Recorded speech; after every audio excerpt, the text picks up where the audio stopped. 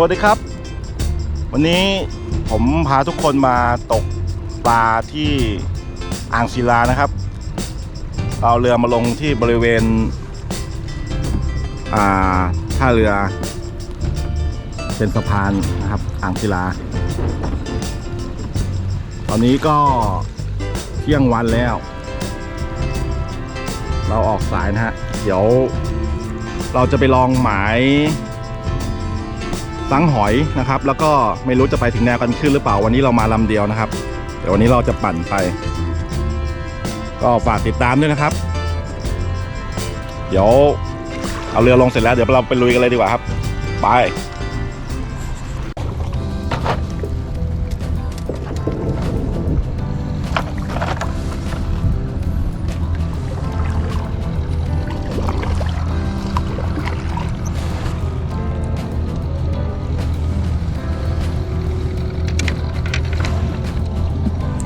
เราลอดใต้สะพานนี้ไป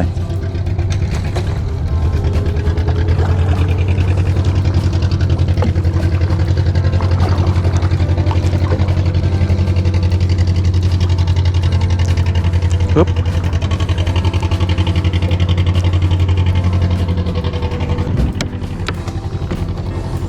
ไปครับลุยขยักสายปั่นครับวันนี้ไม่มีคนลาก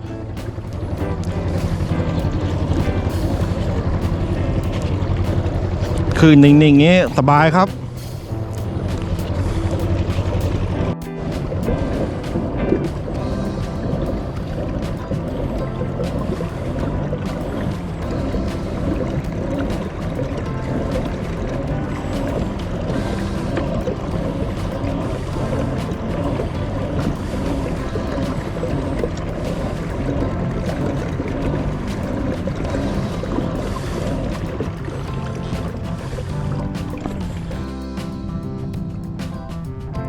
ถึงซังแล้วฮะเดี๋ยวลุยตรงนี้ก่อนเลย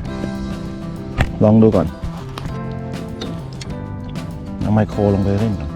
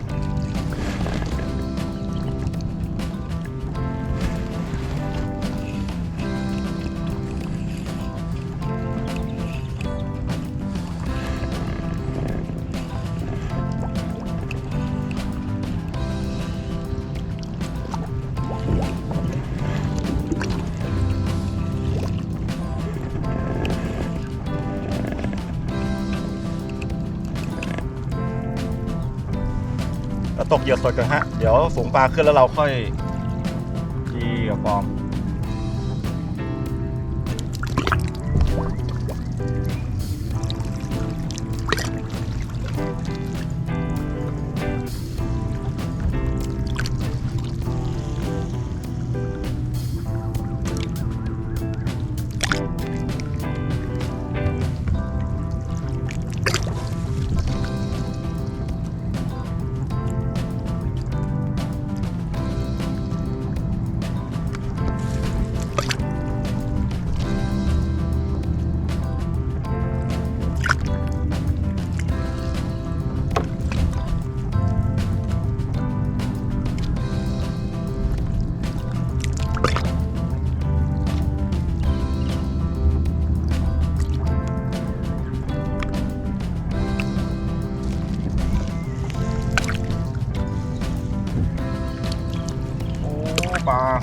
วัว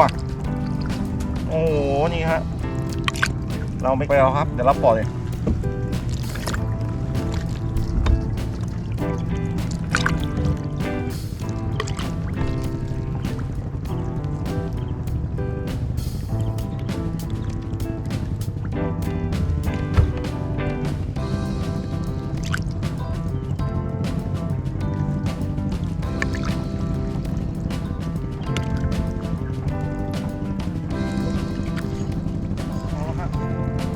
ออกมาแล้วครับออกแล้วมันตามมาถึงนี่ครับโอ้โหโอยดก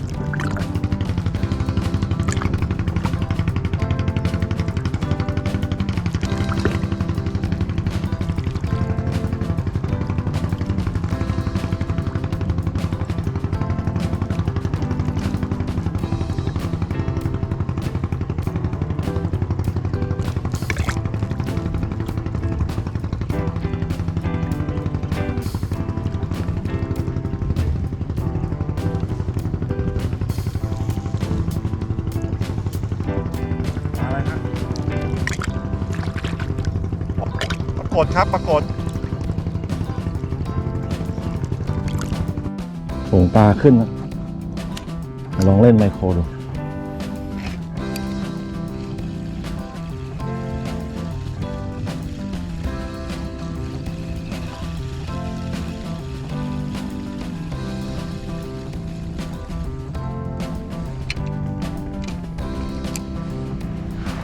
มีตามครับมีตาม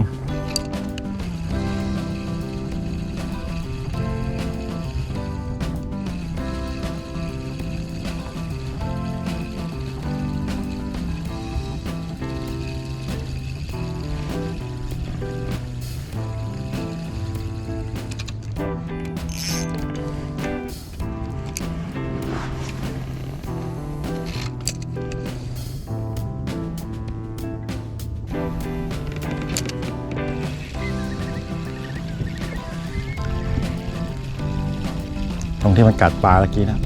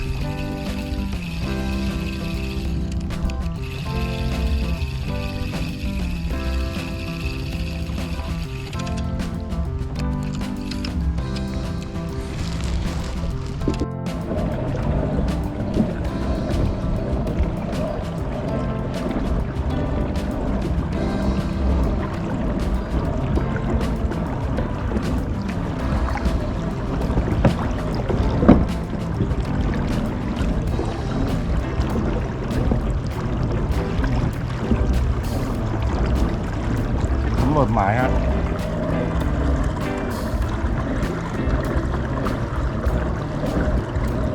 เดี๋ยววันหลังมาใหม่ครับจัดเต็มพร้อมทีมงาน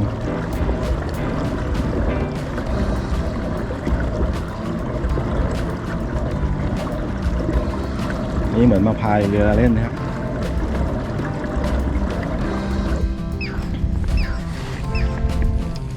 เอาสักหน่อยฮะมันขึ้นยั่ว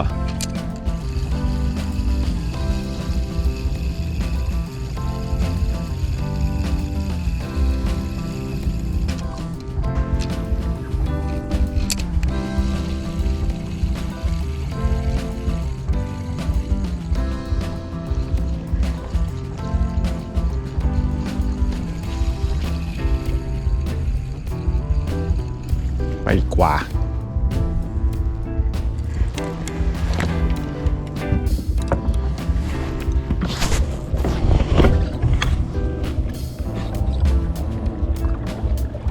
ครับผม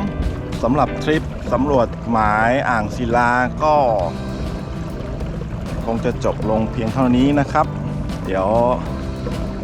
ครั้งหน้าเราต้องมาจัดเต็มอยู่แล้วเดี๋ยวเรามาแต่ช่องมืดเลยครับกับหมายสวยๆแบบนี้สำหรับวันนี้ต้องกล่าวคำว่าสวัสดีครับ